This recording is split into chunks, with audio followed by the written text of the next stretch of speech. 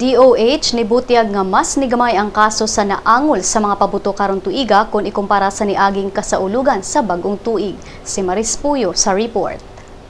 Department of Health mitala og 351 fireworks-related injuries gikan Desyembre 21 hangtod sa alas 6 sa buntag kagahapon. Apan matod sa DOH nga mas ubos ang ilang natalang mga naangol sa pabuto sa 2014 kung ikumpara sa tuig 2013. Matod ni DOH Acting Secretary Janet Loreto Garin nga sa 351 fireworks-related injuries, 346 ang naangol human mibusikad ang mga pabuto. Samtang duha ka mga tawo ang natalang nakakaon og pabuto ug tulo ang naigo sa mga saag nga bala. Sigon ni Garin nga ang pag-ubos sa mga fireworks-related injuries posibleng tungod sa pagpaminaw sa katawhan sa dili paggamit og mga pabuto ug ang anti-firecrackers campaign sa gobyerno, media ug sa mga local government units.